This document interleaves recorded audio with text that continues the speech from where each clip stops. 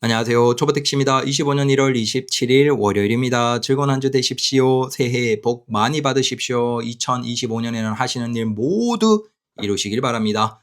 자, 이번 영상의 주제는 택시라는 게 일을 하는 방식이 다양하지만 그래도 정답에 가까운 것들이 있다. 왜 그럴 수밖에 없을까라는 것을 법인택시 기사님들의 근무 환경을 통해서 우리가 이해를 해보자라는 겁니다. 물론 처음에는 이것저것 다 해보죠. 또 기사님들마다 내가 하고 싶은 방향으로 하고 일을 하는 형태가 다르긴 해요. 그럼에도 기본적으로 이를테면 건강 아니면 수면 이런 것들이 있기 때문에 결국은 일을 하더라도 10시간 11시간 할 수밖에 없고 거기에서 공차율 실차율이 존재하고 그 다음 수면 시간 7시간은 해줘야지 우리가 피로가 누적되지 않고 이런 것들은 내 노력과 상관없이 어느 정도 지켜줘야 되는 것이다. 그럴 수밖에 없다. 어느 분이 전화 와서 이제 플랫폼에 대해서 여쭤보시길래 얘기를 하면서 저도 모르죠. 모르는데 그냥 온라인에 이렇게 전화번호 있고 그러니까 연락을 주신 것 같아요. 그래서 얘기하시면서 저도 쭉 얘기 드렸는데 저는 이제 컨텐츠로 궁금한 게 그분이 이제 예전에 법인택시의 관리 비슷하게 큰 곳에서 일을 하셨다라고 하셔서 법인택시 기사님들이 돌아가는 구조에 대해서 막 여쭤보면서 이게 구조가 이럴 수밖에 없구나라는 걸 알았고 그것과 버무려서 요건 이제 찾은 거 택시업종 최저임금 현장 연구 및 제도 개선 방안이라는 고용노동부의 15년 11월 자료 요걸 바탕으로 뭔가를 얘기해 볼까 합니다. 정리해 보면 자 회사 택시 기사님들 중에서 근속 연수가 상위 10%가 6년밖에 되지 않는다라고 합니다. 우리가 일반 중소기업도 10년 정도고 좀 큰 기업은 20년인데 심지어 상위 10% 10명 중에 1명이 6년밖에 안 되고 그다음 15% 잡아도 4년 중후반입니다. 엄청나게 짧게 일을 하시는 거죠. 그다음 1년 안에 회사 택시를 포기하시는 분들이 무려 38%입니다. 그리고 1년에서 2년이 15%, 즉 53% 기사님은 새롭게 법인 택시에 들어가지만 한 2년 내로 그만두고 나가신다는 겁니다. 물론 다른 회사 택시를 갈 수도 있고 택시를 그만둘 수도 있겠지만 2년 안에 절반 이상이 포기를 하는 거죠. 그래서 회사 택시 같은 데 취업을 하면 일반적인 직장과 다르게 뭔가 따뜻하지 않은 느낌이 들 수 있습니다. 아마 차가울 거예요. 그럴 수밖에 없다라는 거예요. 왜냐하면 뭐 들어오는 분의 절반은 1-2년 내로 없어지기 때문에 계속 정을 주는 것 자체가 의미가 없겠죠. 어차피 5년 10년 하시는 분이면 그분들이 이제 자연스럽게 알게 되지만 절반이 없어지기 때문에 사실 정을 안 붙이는 게 아닐까라고 생각해 볼 수도 있다. 그다음 2-3년에 10%, 그다음 3-4년에 8%. 그래서 회사 택시는 직장 중에 근로 중에서는 거의 근속 연수가 가장 짧은 일이다라고 보시면 됩니다. 노가다 이런 거 제외하면 거의 그래도 이건 회사 택시는 고용이잖아요. 노가다는 일용직으로서 그냥 고용이라고 하기에는 힘들죠. 근데 회사 택시는 법적으로는 분명히 고용인데 사실상 가장 짧다. 자, 서울시 12년 12월 말 기준으로 21,322대의 법인 택시 수에서 평균 대수로 보면 한 89대 정도고 가동률은 72%. 그리고 그때 12년에 이미 6,000대 정도가 운수 종사자가 부족해서 운행하지 못했다. 가동률은 72%, 실차율은 64%, 그다음 1인당 한 221km. 그래서 평균 221km 주행에 영업거리는 141km.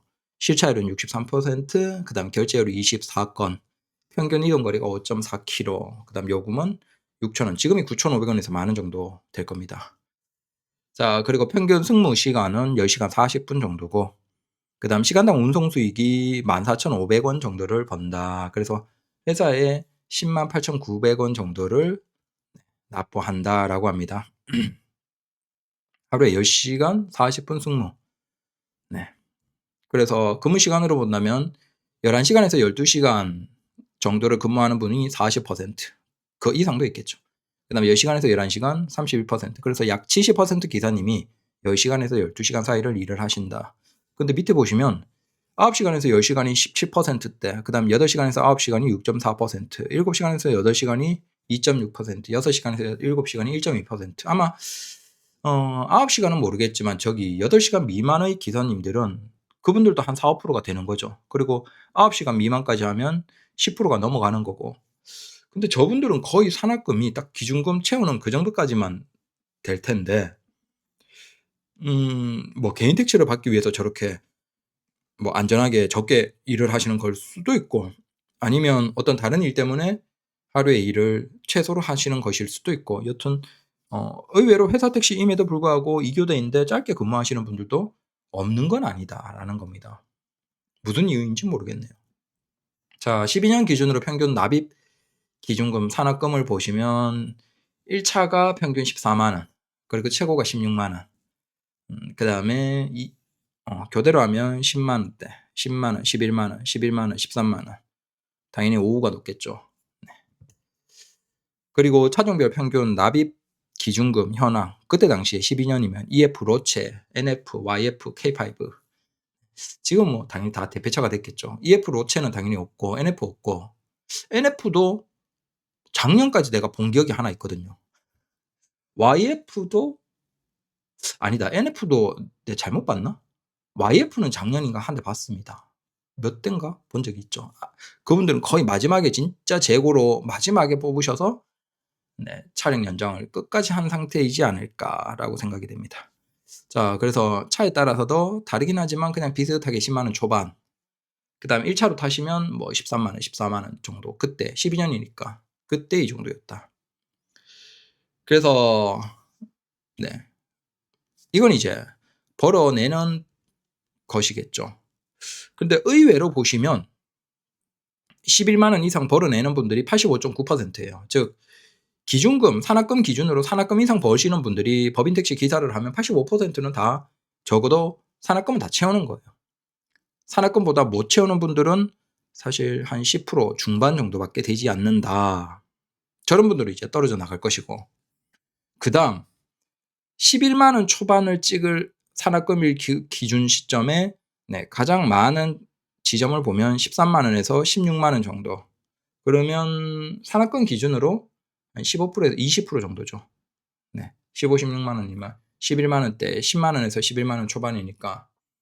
그래서 지금도 거의 비슷할 거예요. 11에서 12% 정도. 15에서 20% 정도가 가장 수익 매출에서 많이 찍어내는 구간일 겁니다. 다만 그게 이제 예전만큼 쉽지가 않죠. 그리고 의외로 산학금 기준으로 11만 원이었을 때 보시면 20만 원 초과해서 버는 분들. 와, 저때 저 정도면 지금으로 본다면 거의 40 이상을 계속 찍는 거죠. 지금 11만, 그때 11만 원, 10만 원에서 11만 원이니까 지금 기준으로 보면 거의 배고 그러면 매출도 거의 배가 됐겠죠. 네. 그래서 20만 원 초과가 1.3%, 19에서 20만 원이 2.6%. 그러면 상위 10% 구간으로 본다면 17만 5천 원 정도가 되네요.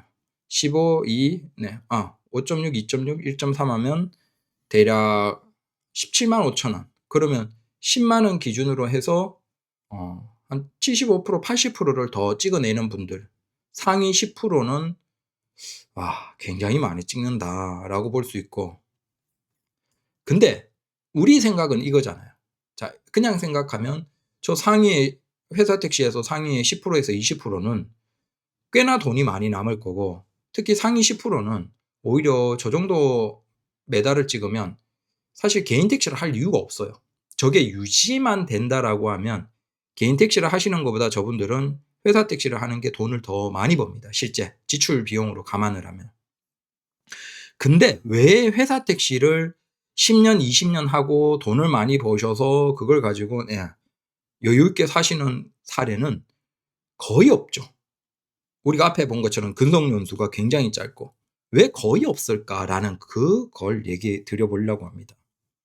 자, 그래서 지금으로 환산하면 이제 상위 10%가 약 35만 원 이상 수익을 꾸준하게 매출을 찍는 그런 분들이에요. 대단하다. 그래서 그때 당시에 연료가 36리터, 그다음 25리터는 회사에서 지급하고 평균 11.6리터는 개인이 부담을 했다. 그리고 근무 환경으로 본다면 시내버스가 22일이라고 법인 택시가 26일, 그다음 1일 근로시간이 버스가 7.2시간, 그다음 법인 택시가 10시간에서 11시간. 월소득은 버스가 300이었고 그때 당시에 법인이 187. 이건 평균. 다만 이제 이게 편차가 너무 큰 거죠. 동일하게 12시간을 하더라도 가장 상위의 15에서 20% 분들은 저때 당시에 187이 평균이라고 하면 거의 350에서 400 가까이 됐을 겁니다. 이게 너무 극단적으로 차이가 난다. 자, 보시면 평균 근속 연수를 하면 고작 2.8년밖에 안 돼요. 극단적으로 짧은 거예요. 네, 그래서 1년 내에 그냥 퇴사하는 비율이 38%. 적응을 못 하신 거죠. 근데 그게 심지어 10명 중에 3명이에요. 웬만한 영업직도 이 정도는 퇴사가 아닐 건데, 그만큼 택시라는 게 특히 이제 회사 택시 구조는 난이도가 낮지 않다라는 것이고, 네. 2년차 미만에 그만두시는 분들이 54% 정도예요. 그 절반이 절반. 네. 그러니까 근속 연수가 2.8년밖에 안 되는 거죠. 저 오른쪽에 6년 이상 근무하는 사람들, 상위 10%의 사람들은 어떻게 어떻게 보면 진짜 대단하신 분들이다라는 겁니다. 자, 그래서 택시의 생산성. 자, 이건 그 회사 택시라는 구조가 우리가 쭉 보면 결국 우리가 지금 개인 택시가 그래도 유지되는 이유는 회사 택시가 힘들어지면서 네, 휴차율이 높아지고 그다음에 우리 개인 택시 기사님들 사이에서도 네, 가격이 조정이 되는 거죠, 어떻게 보면. 그래서 비가맹 기사님은 매출이 낮아지고 근데 그걸 나이 드신 분들은 수긍하고 계신 거고 그러다 보니까 마치 괜찮은 것 같지만 전체적으로 수익이 감소하고 사실 이게 물가 대비로 보면 우리는 굉장히 뒤로 간 구조라고 보시면 돼요. 반대로 얘기하면 80년대 90년대에 그때 회사 택시는 정말 괜찮았다. 근데 왜 그런 인식이 있는지 모르겠습니다. 우리가 택시에 대한 인식이 부정적이잖아요. 근데 90년대까지만 하더라도 택시는 구조상으로 보면 사실 학력을 제외하면 굉장히 돈을 많이 벌 수 있는 괜찮은 직종이었습니다. 한번 보시면 88년이에요. 88년에 주행거리가 480, 그 다음 영업거리가 408. 그래서 영업률이 85%예요. 이게 지금 우리 택시 기사님들이 꿈꾸는 이상이죠. 야, 우리가 다 플랫폼 콜 잡이 안 하면 손님이 다 나올 수밖에 없지 않냐? 맞아요. 88년에 그랬어요. 아니 480km를 주행하는데 408km가 영업거리예요. 그러니까 거리에 손님이 그냥 차고 넘쳤다는 거예요. 내리면 또 누가 타고 내리면 누가 타고 고작 약간 외곽으로 나가면 다시 조그만 안쪽으로 들어오면 그냥 계속 사람이 연결됐던 거예요. 아니 지금 카카오의 가맹의 영업률이 그러니까 실차율이 80% 초반이거든요. 근데 지금 카카오 가맹에 그 엄청나게 콜 받는 그 기사님들보다 88년에 손님이 더 연결이 많이 탄 거예요. 진짜 엄청난 시대였구나. 그래서 영업거리당 운송 수입이 뭐 195. 근데 요걸 보시면 밑에 이제 1시간당 수익금이 있죠. 4,415원. 이게 물가나 환율 계산하면 저때 당시에 택시 기사님, 회사 택시 기사님들은 엄청나게 많이 돈을 버시는 분들이었습니다. 뒤로 쭉 오시면 이제 영업률이 가장 극단적으로 우리가 택시에서 변화한 게 네, 영업률이 변하죠. 85에서 63까지 쭉 떨어졌고 지금 이제 콜을 하느냐 하지 않느냐, 가맹을 하느냐 하지 않느냐에 따라서 가맹을 하지 않고 그냥 비가맹해서 적당히 콜을 받는 기사님들은 거의 50%대 초반까지 내려온 상태입니다. 그래서 사실 효율이 굉장히 낮아진 상태다라고 보시면 되겠죠. 자, 그러면 1988년에 평균 회사원의 월급이 나름 사무직인 전산업 같은 경우가 44만 원이에요. 자, 44만 원이에요. 그리고 기사님들이 자, 이게 29만 원 평균 월급이에요. 87년에 29만 원, 88년에 34만 원, 89년에 41만 원 정도입니다. 자, 그러면 물가 대비로 본다면 그때 당시에 택시가 하루에 매출이 7만 9천 원이에요. 근데 월급이 얼마였죠? 32만 원. 30만 원대 전후에서 그 시간에 그러니까 한 달 일해서 30만 원 버는 그 시점에 택시는 하루에 7만 9천 원을 벌었어요. 그래서 어마어마하게 많이 버는 네, 직종이었던 거죠, 사실. 그래서 80년대, 90년대는 와, 진짜 택시가 노났구나. 네, 엄청났구나. 그때 기사님들 연세 많으신 옛날부터 택시 하실 기사님들 들어보면 그때는 좀 성실하게 하면 그걸로 아파트 사고 뭐 사고 했다라는 얘기가 그냥 농담처럼 얘기를 하시는데 그게 농담이 아니었던 거예요. 진짜 고소득이었죠. 보시면 1일에 7만 9천 원 매출을 찍으니까 5일만 하면 5일만 하면 회사원 한 달 월급이랑 똑같은 매출을 찍어내는 거예요. 물론 이제 비용 지출이 훨씬 많았겠지만 단순히 5일 만에 월급이랑 똑같은 거예요. 그러면 지금 우리가 생각해 봅시다. 지금 대한민국에서 평균 소득을 350에서 400 잡으면 우리가 5일 만에 350을 찍어낼 수 있습니까? 그러면 거의 뭐 8, 5, 40 거의 하루에 75만 원 정도를 찍어야 되거든요. 근데 이걸 환산하면 80년대에서 90년대 초까지만 하더라도 택시가 거의 지금 기준으로 하루에 75만 원에서 80만 원을 찍었던 셈이에요. 와, 그때는 운전에다가 택시까지 하는 이게 엄청난 어떻게 보면 기술직이었던 거죠. 네. 신기하네요. 그래서 그때 당시에 운송 수입으로 본다면 80년대에 80만 원. 그다음 개인 택시가 69만 원. 아까 그 85년 정도에 급여가 25만 원에서 30만 원이에요. 그러면 평균 회사원의 급여 대비 법인 택시 기사님들의 한 달 매출이 3배 가까이 되죠. 그다음 개인 택시 기사님들이라고 하더라도 2.5배예요. 그럼 지금으로 본다면 한 400에서 잡으면 법인 택시 기사님들이 평균적으로 1200에서 1300 이상을 찍는 거죠. 회사 택시 기사님들은 거의 1000만 원 이상을 다 찍는 거예요. 야, 진짜 엄청 고소득이었다. 이렇게 보면 이게 오면서 시간이 쭉 오면서 이제 90년대 정점을 찍고 이제 서울은 택시 이용자가 빠르게 감소하기 시작하죠. 그러면서 내려가고 그다음 물가 상승을 따라가지 못하면서 또 요금이 따라가지 못했죠. 그러면서 또 이제 우리의 택시라는 직업의 매출이 내려가고 그랬던 거죠. 그리고 이것도 보시면 우리가 지금 보면 그런 얘기를 하시는 분들이 있어요. 저는 그렇지 않다라고 생각하거든요. 저는 돈만 있으면 젊은이들이 개인 택시 하는 거 저는 나쁘지 않다라고 생각해요.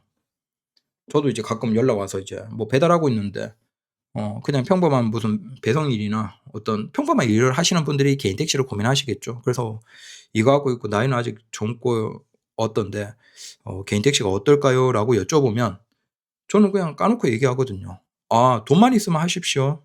돈만 있으면 저는 이거 하셔도 됩니다. 이거는 웬만한 도라이 아니면 절대 일을 하시다가 뭐 크게 다치거나 죽을 일은 없습니다. 물론 이제 만성 질환은 있겠지만 다치거나 죽을 일은 없고 그래도 좀 젊으면 네, 좀 뭐 밤에 PC방에서 잠도 안 자고 게임 하시잖아요. 근데 그 정도는 아니고 그냥 적당히 잠자면서 그래도 부지런히 일만 해도 괜찮게 번다. 순수익으로 한 달에 뭐 450, 500원 젊은 분이면 통장에 찍을 것이다. 그거 가지고 뭐 하고 싶은 일을 하시고 돈 벌어 계속 모아 가시면 충분히 괜찮다라고 얘기를 드리거든요. 근데 요즘에는 제가 젊은 분도 해도 된다라고 얘기를 하면 댓글로는 이제 주로 반대하시는 분들이 많죠. 저는 그게 잘 이해가 안 돼요. 요즘 굉장히 취업도 힘들고 일을 할 것도 없거든요. 나이 드신 분들도 그렇지만 젊은 분들도 요즘에 대학 나와도 일을 할 게 없어요. 물론 대학 나와서 택시를 하라는 건 아니에요.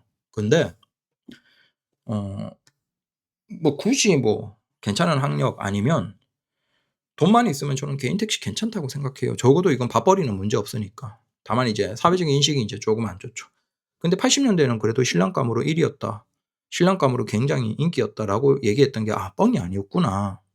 자, 이걸 보시면 우리가 2005년 정도만 하더라도 의외입니다. 자, 30대 미만이 2.1%로 적지만 30대가 18%예요. 그다음 40대가 43%예요.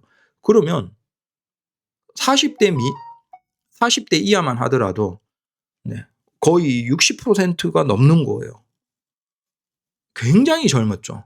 반면에 65세 이상이 1.3, 그다음 50대에서 65세까지가 네, 34%. 근데 이 비율이 굉장히 적은 거예요. 오른쪽에 보시면 그 50대와 60대, 65세, 그러니까 전체 그냥 50대 이상으로 합시다. 50대 이상이 이미 70% 가까이 되는 거죠. 그러면 법인 택시에서 얘기를 하면 젊은 사람들은 법인 택시로 일을 들어오지 않고 그다음 법인 택시를 하시는 분들의 나이는 죄송합니다. 나이는 들어버리셨다라고 보는 게 맞을 것 같아요. 이건 아마 이제 80년대 90년대는 법인 택시를 하면 젊은 사람들이 하면 특히 에너지 좋을 때 하면 사실은 돈을 꽤나 목돈을 챙기고 나갈 수 있었어요. 근데 아니면 목돈을 챙기고 개인 택시를 한다든지. 근데 이게 한 2000년대 중후반을 넘어가면서는 사실상 자산을 많이 모으기가 쉽지 않은 상태가 된 거죠. 그러면서 젊은이들의 유입이 적어지고 하시던 분들 혹은 나이 드신 분들만 이제 비중이 많아져 버린 흐름이다. 그래서 굉장히 단시간에 크게 변화를 해버렸다라는 겁니다. 이것도 보시면 1985년에 서울의 회사 택시 기사님들 중에서 50대 이상이 4%밖에 안 됐습니다. 이 믿기지 않지만 40대 이상으로 하더라도 18%밖에 안 돼요. 아니, 회사 택시 기사님들 중에서 40대 이상의 기사님이 그러니까 60대, 70대, 80대까지 다 해서 18%밖에 안 되는 거예요. 20%, 10명 중에 2명이 안 되는 거예요. 반면에 80년대, 90년대만 하더라도 회사 택시에서 30대 이하까지 그들이 85년에는 10명 중에 8명이에요. 진짜 젊었는 거죠, 기사들이. 그리고 90년대 중반만 하더라도 10명 중에 5명이 30대, 20대였어요. 근데 이게 2000년대 넘어가면서 0.1, 3.3, 2014년에는 0.1, 1.8 거의 없어진 거예요. 80년대에 10명 중에 8명이 30대, 20대였는데 그게 한 25년, 30년 지나니까 20대, 30대 8명이었던 10명 중에 그들이 10명 중에 1명도 안 되는 거예요. 그리고 압도적으로 나이 드신 분들이 많이 해버리는 일이 된 거예요. 자, 그건 아마 젊은 분들이 소득이 계속 증가해야 되는 그들 입장에서는 법인 택시의 구조 자체가 사실은 소득이 지속적으로 증가할 수는 없는 구조죠.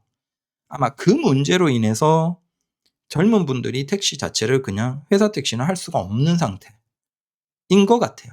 다만 이게 경제가 성장하고 자본이 팽창하는 과정에서 당연히 소득에서 증가를 기대하는 일 쪽으로 젊은이들이 많이 넘어간 거예요.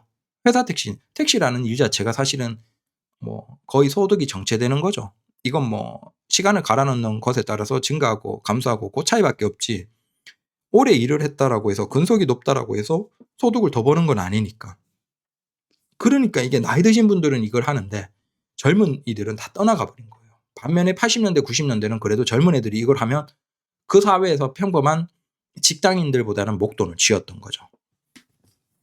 그래서 자, 근속 연수도 보면 대부분이 굉장히 짧고 근데 그때는 이게 예전인가?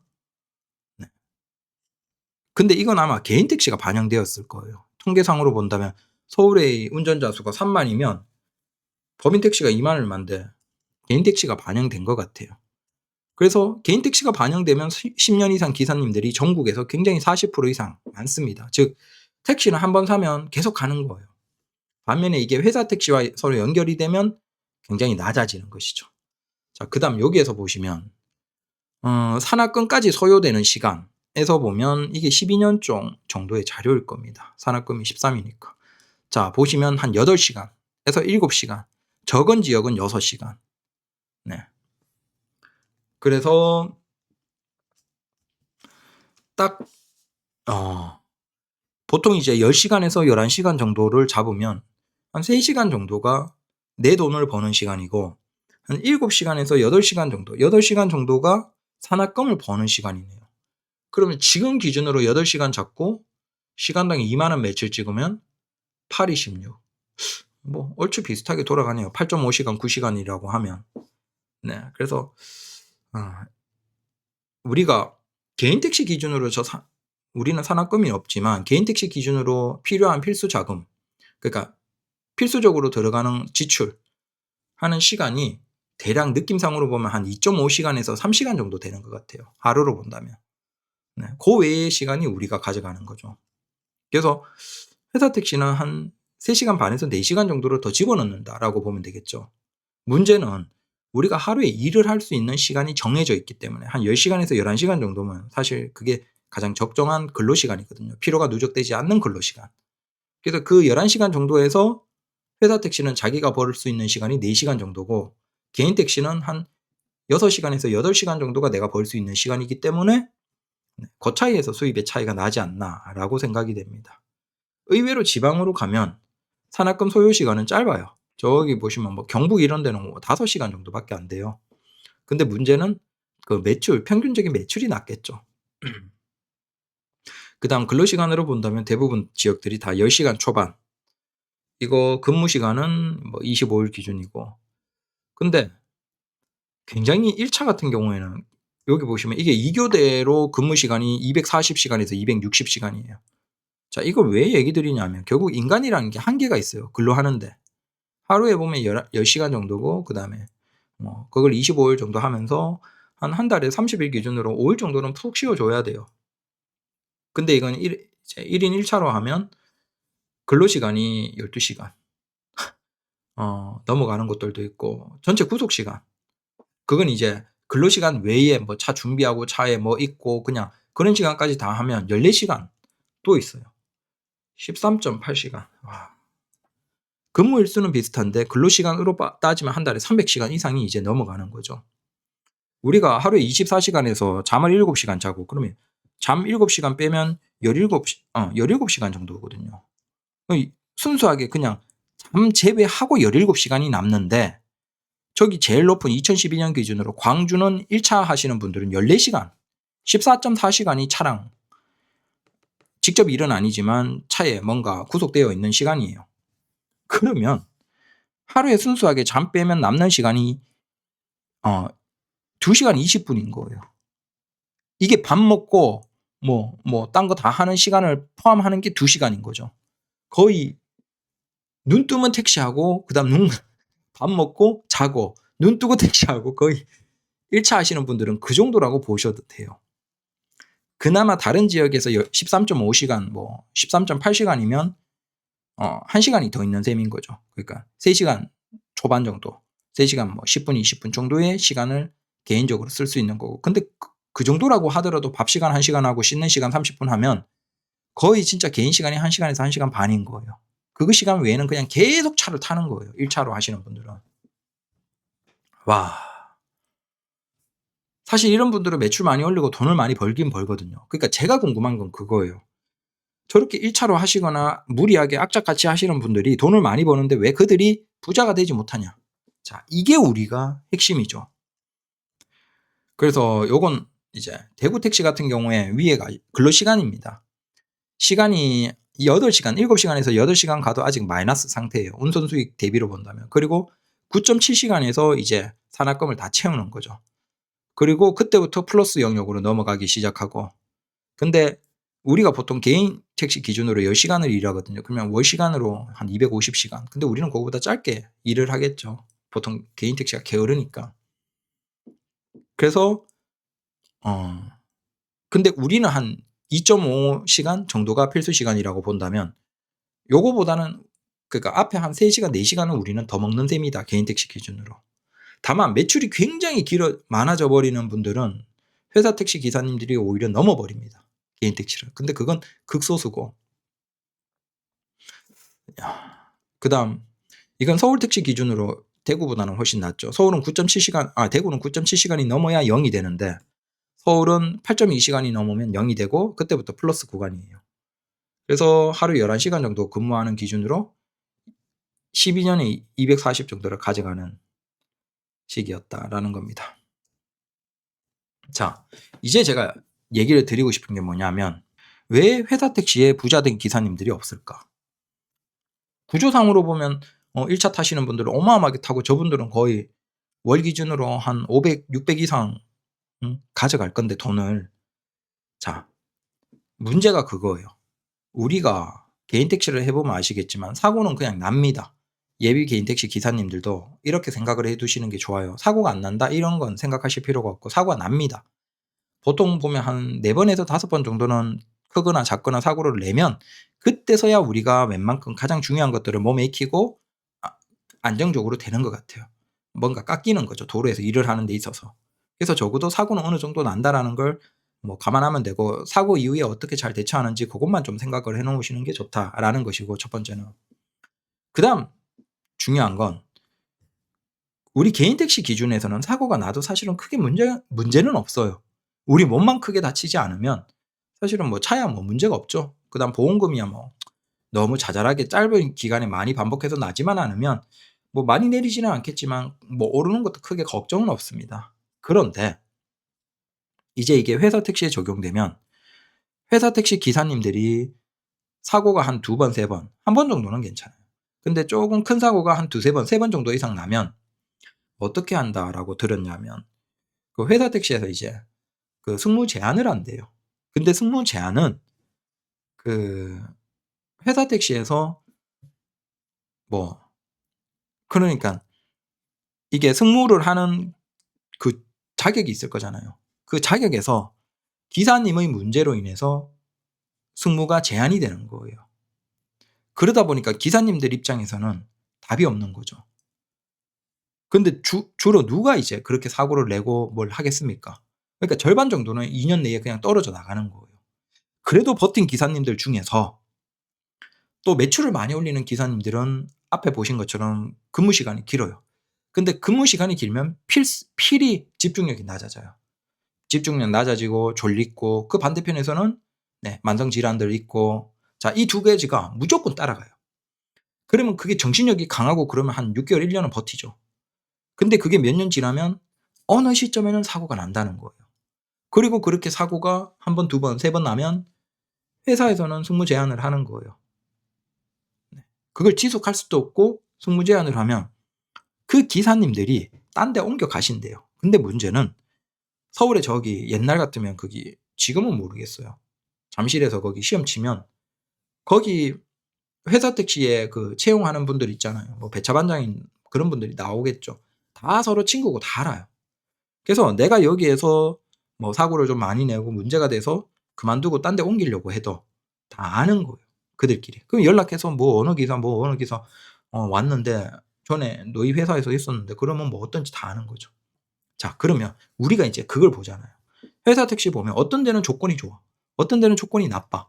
근데 그냥 생각하기에 조건 나쁜 저 회사 택시를 누가 갈까?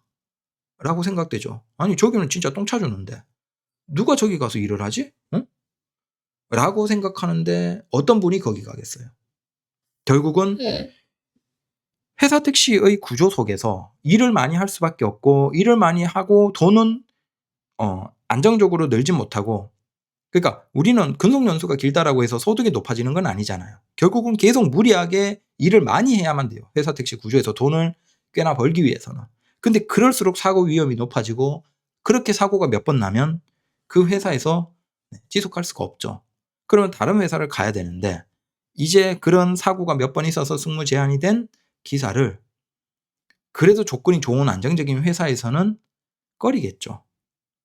그러다 보니까 점점 조건이 안 좋은 회사들로 그 회사 택시 기사님들 중에서 고인물 기사님들이 갈 수밖에 없다는 거예요. 그러니까 회사 택시 조건이 왜 다른가요? 라고 여쭤보니까 조건이 달라도 그 조건이 안 좋은 곳에 와서 일을 할 수밖에 없는 기사님들도 계신다는 거죠. 그것도 있고 우리가 앞에서 봤던 것처럼 결국 통계상으로도 100대 중에서 회사 택시는 13대에서 15대가 무조건 사고가 나요. 근데 이건 현금으로 합의가 안 되는 진짜 그냥 사고로 등록돼 버리는 거예요. 등록돼 버리는 게 13건에서 15건이에요. 100대 중에. 그러면 실제 사고가 발생하고 현금 처리한 것까지 하면 거의 4명 중에 1명 혹은 3명 중에 1명 정도는 회사 택시 기사님들이 1년에 한 번 이상으로 사고가 발생하는 거죠. 발생을 할 수밖에 없고 그중에서 그나마 개인 택시를 하시는 분들은 결국 뭐예요? 앞에서 봤던 것처럼 근무 시간이 줄어드는 거예요. 내가 이 회사 택시를 하는 건 그 개인 택시를 하려는 건데 무리하게 11시간, 12시간 기준으로 계속 빡세게 돌면 돈은 괜찮은데 사고율은 계속 올라가. 그리고 회사에서 이미 그 사고의 통계는 다 나와 있어. 결국 거기에서 내가 개인 택시를 받기 위해서는 산학금을 맞추면 그냥 일을 멈춰버리는 거예요. 그래서 여기 보시면 아까 서울 기준으로 8몇 시간, 8.2시간 정도가 딱 산학금 기준점이죠. 저기 보시면 말도 안 되게 7시간, 8시간, 9시간 이 정도 일을 하시는 분들은 사실은 애매하거든요. 소득으로 보면. 그럼 왜 이분들이 이렇게 일을 할까라는 게 결국은 개인 택시로 넘어오기 위해서 자격을 위한 그냥 유지 성격이다라고 볼 수도 있겠죠. 다만 이제 이건 이제 일반 운전면허 무사고로 이제 풀려졌기 때문에 요즘에는 좀 이렇게 무리하게 버티는 분들이 굉장히 적을 것이고, 자 이러다 보니까 회사 택시 입장에서는 예전처럼 그냥 악착같이 버티는 기사님들도 많이 주는 거죠. 그리고 무리하게 하는 기사님들도 주는 것이고, 그래서 회사 택시는 기사를 모으기가 뭐 서울 같은 경우에는 계속 구인난이 있는 거죠. 결국 우리가 이걸 바탕으로 뭘 생각해야 될까? 네.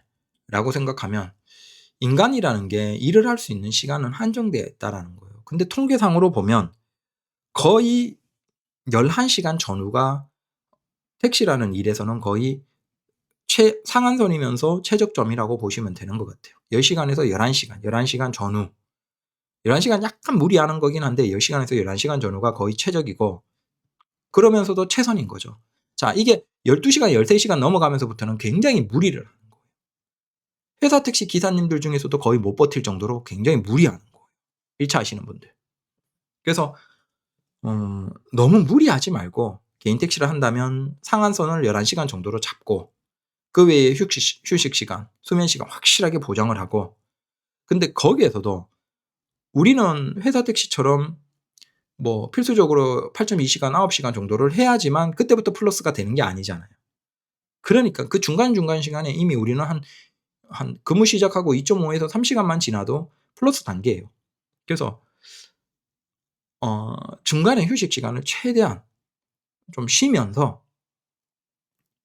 결국 택시라는 게 직업의 장점이 뭐냐? 택시로 돈을 벌고 돈 많이 번 기사님들이 뭐냐라고 보면 답은 하나죠. 서울 기준으로 옛날에 택시를 시작하셨고 그때 이제 아파트 사셔서 그 아파트가 재건축이 되면서 몇십억대. 자, 이 정도를 제외하면 택시를 하시면서 몇십억 이상을 모은 사람은 없습니다. 구조적으로 그렇게 할 수가 거의 없죠. 뭐 한 30-40년 하신 분이 고작 진짜 성실하게 했다라고 하면 한 10억대 이상 저축을 하셨을 수는 있겠네요. 하지만 그건 뭐 자식 없고 거의 돈을 안 쓰고 해야지만 통계상으로 나오는 거죠. 평범하게 하면 구조적으로 그게 안 되는 거고. 즉 우리는 급여가 무리하게 한다라고 해서 이제 근속연수가 지나면서 급여가 올라가는 구조가 아니죠. 그냥 시간을 녹이는 일이다라는 거예요.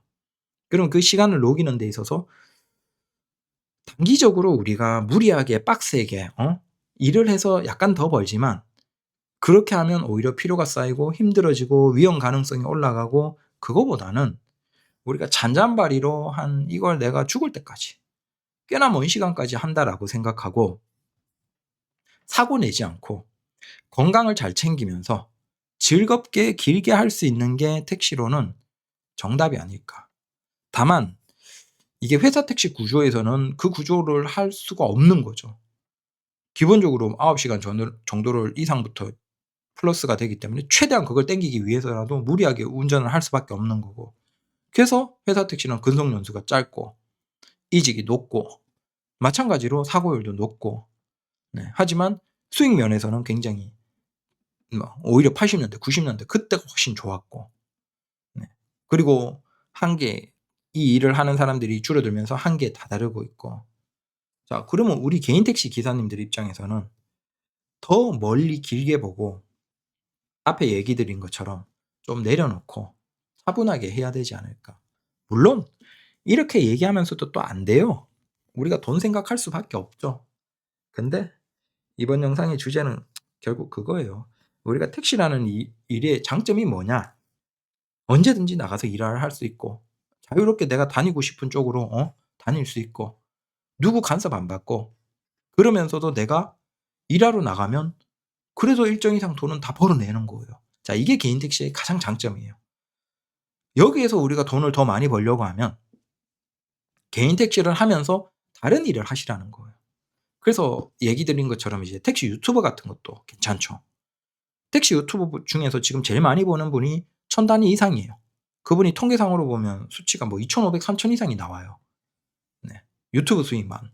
그리고 거기 보험 달고 광고 달고 하면 그분은 택시에서는 거의 일을 안 하고 그러기 때문에 한 뭐 4,500 매출 찍어봤자 4,500 찍겠지만 유튜브를 비롯해서 거기 수익이 몇 천만 원대예요. 그러면 택시를 하면서 돈을 많이 벌겠다 그러면 차라리 유튜버를 좀 전념해서 적극적으로 해 보십시오. 그것도 괜찮고. 아니면 아예 택시와 전혀 상관없는 다른 일을 하셔도 되는데 적어도 우리가 택시로 돈을 많이 벌기 위한 노력을 해 버리지는 말자라는 겁니다. 하지만 말은 이렇게 하지만 안 되죠. 저 역시도 안 되죠. 그래서 오늘은 우리 택시라는 직업의 구조상 우리가 어떻게 생각을 하면서 일을 하는 게 좋나? 결국은 이 일은 평생 죽기 직전까지 할 수 있는 일이다라는 생각을 바탕으로 그러기 위해서는 우리가 사고 나지 않고 다치지 않고 건강해지지 않으면서 건강 잘 유지하고 즐겁게 웃고 행복하게 이 일이 싫고 지겹지 않게 오랫동안 일을 할 수 있게 하는 태도, 습관을 들이는 게 가장 좋지 않을까.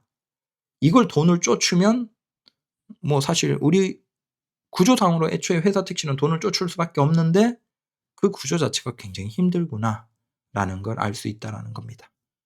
그래서 돈을 벌려고 택시로 들어오는 분들에게는 추천드리지 않고 하지만 적어도 '내가 나가서 언제든지 그냥 일정 이상 돈을 자유롭게 벌 수 있다.' 어 라는 평생의 어떤 안전판 같은 걸 원하는 분들에게 개인 택시는 최선이다라는 겁니다. 좀 주제없이 죄송합니다. 감사합니다.